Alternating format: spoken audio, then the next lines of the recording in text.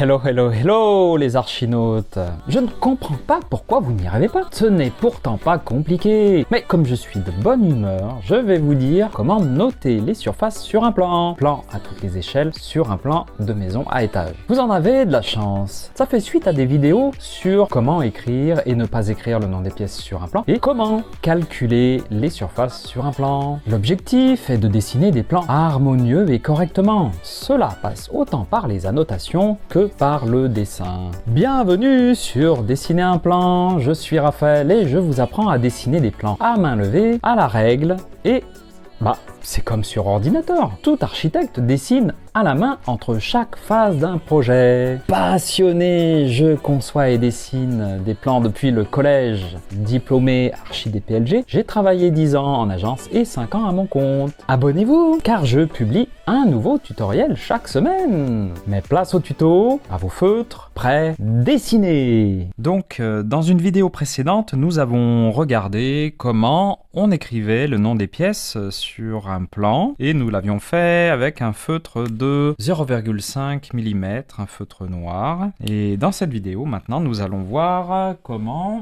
noter les surfaces sur un plan à l'échelle 1/100, sur un plan de maison à étage. Alors auparavant, nous avions déjà calculé les surfaces des pièces de cette maison dans une autre vidéo. Je vous mets tous les liens dans la description. Et nous allons reporter donc ces surfaces sur le plan. Parce qu'en fait, sur le plan d'origine, vous voyez, les noms des pièces n'étaient pas correctement mis, en fait, pas centré, c'est un peu positionné n'importe comment. Donc nous avons mis un peu d'ordre dans les noms des pièces, les emplacements dans la vidéo précédente. Là, je vais commencer. Pour le nom des pièces, j'avais utilisé un feutre de 0,5 mm et maintenant, je vais utiliser pour les surfaces un feutre de 0,35 mm qui est plus fin. Voilà, donc hop, c'est parti. Garage 27,60 m².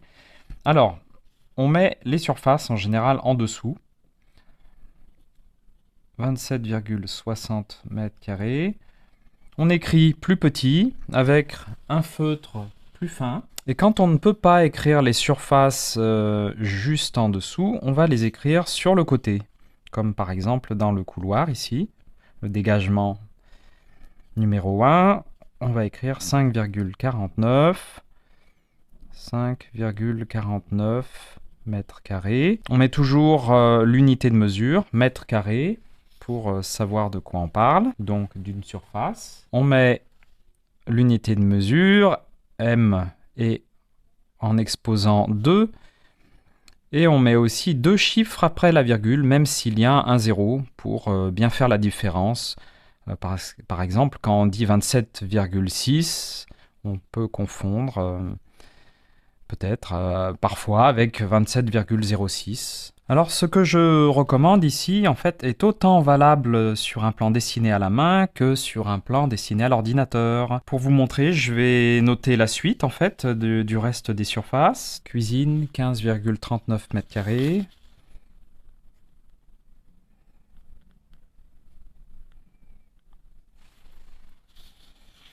Salon 43,89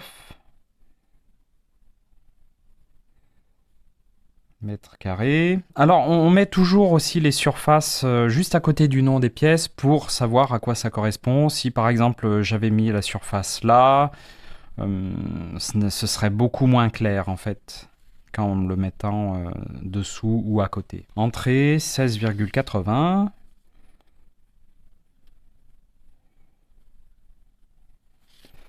Le couloir, c'est fait. Les WC, alors, il n'y a pas beaucoup de place. 1,44 m². Vous voyez, ça fait un peu beaucoup. Alors, peut-être que le nom WC1, on aurait pu l'écrire plus petit. Salle de bain, 3,42. Chambre 1, 12,40.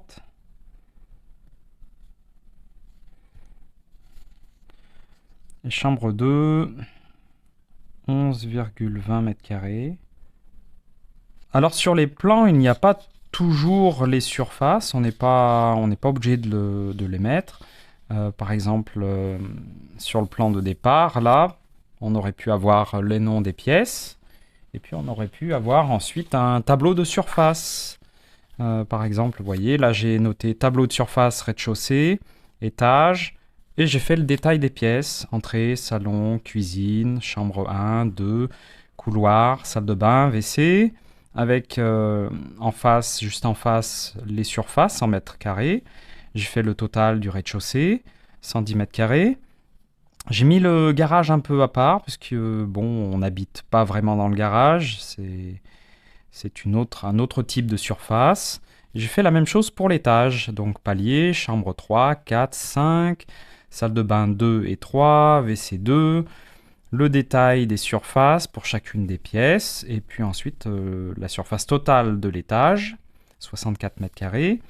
Et pour connaître la surface totale de la maison, ici, j'ai ajouté 110 mètres carrés plus 64 mètres carrés est égal surface totale de la maison sur les deux étages, 174,55 mètres carrés. Et en général, ce tableau de surface peut être sur une feuille à part, ou alors parfois, quand il y a assez de place, peut être sur le côté du plan en fait.